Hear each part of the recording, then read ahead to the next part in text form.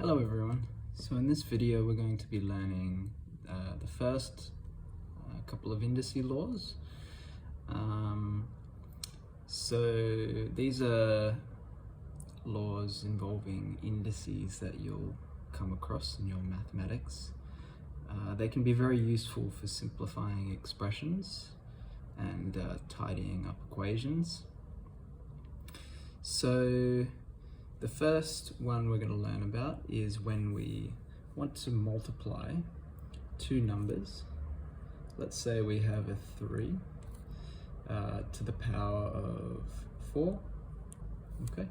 3 to the power of 4, and we're going to multiply that with 3 to the power of 5, okay? 3 to the power of 4 times 3 to the power of 5. So of course you could figure out what 3 to the power of 4 is, right? It's just 3 times 3 times 3 times 3. And you could also figure out what 3 to the power of 5 is, right? And then you could multiply them together, but that's pretty tedious. So what we can do is apply the first indice law, which says that this is equal to 3 to the power of 4 plus 5. So as long as we have the same base, we can simply add the indices. So we get 3 to the power of 4 plus 5. Okay, so that equals 3 to the power of 9. 4 plus 5 is 9. And if you do this on your calculator, you'll see that it's definitely true. So, well, why is this true? Why are we allowed to do this? Why when we multiply two numbers with the same base, can we just add the indices? Well, if we expand this out, we get 3 times 3 times 3 times 3, right? Remember 3 to the 4 is 3 times itself 4 times, okay? And then this is times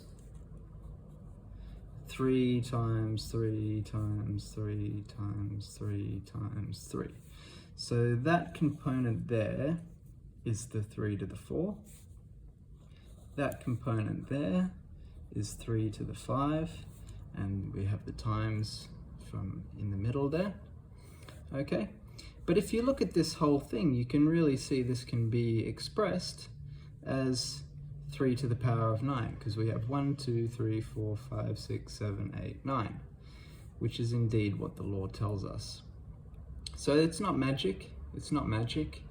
It's just a quick way of basically doing this process.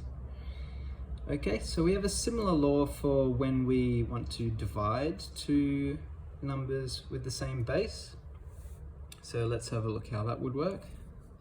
So if we wanted to go, let's pick a different number, maybe 5 to the 8, 5 to the power of 8.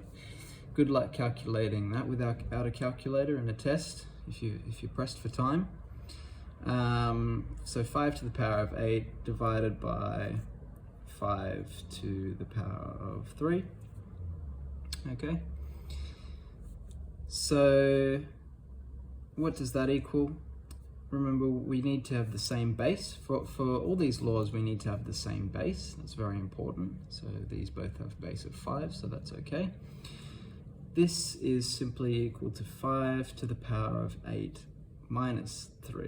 You probably could have guessed, which is 5 to the power of 5.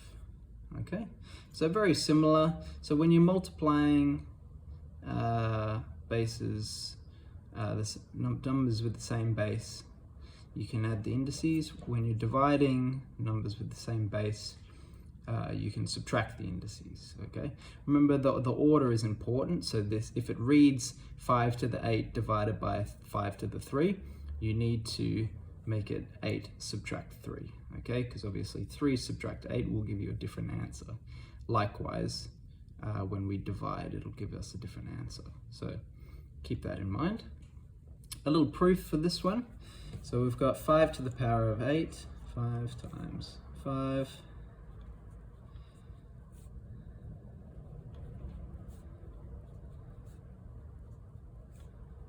How many is that? 1, 2, 3, 4, 5, 6, 7.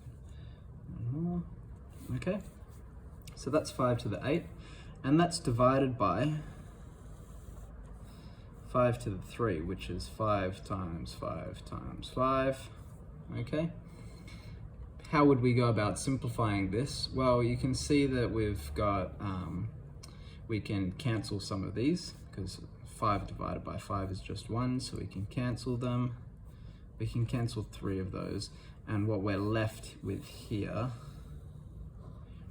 is 5 times 5 times 5 times 5 times 5, which is 5 to the power of 5. Okay, so hopefully that makes sense. We'll be covering some more indice laws in subsequent videos, but this is a good one to get started. All right, thanks for watching. If you have any questions, leave them down below and I'll try to answer them. Cheers.